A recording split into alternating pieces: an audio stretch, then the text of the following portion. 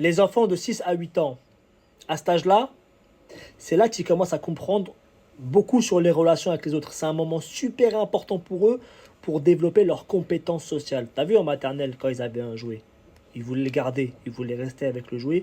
Et dès que tu leur proposes de partager avec un autre, ils ne veulent pas. Là, ils commencent à comprendre, à mieux jouer avec leurs amis. Exemple, quand ils commencent à jouer au Capla, ils vont prendre les Capla et ils vont décider qu'est-ce qu'on fait. On fait une tour ou on fait un château. Et ils commencent à le faire ensemble.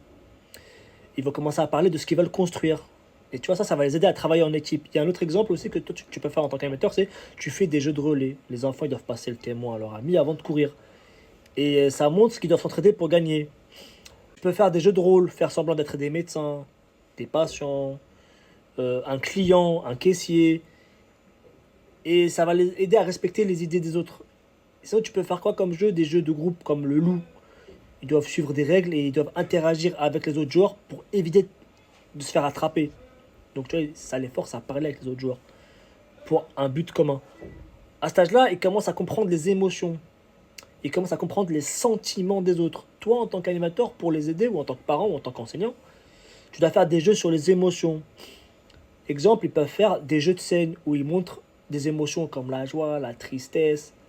Et après, ils peuvent parler de ce qu'ils ont ressenti et de ce que les autres personnages ont pu ressentir. Une autre idée, bah, c'est tu lis des histoires et après la lecture, toi en tant qu'animateur ou en tant que parent, tu poses la question que ressent le personnage, qu'est-ce que tu ferais à sa place.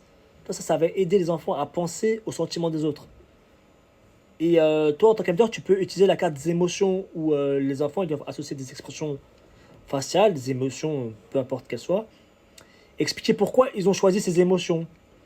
Et tu peux organiser des discussions en cercle avec les enfants, genre où les enfants partagent une situation qui l'a rendu heureux ou triste récemment.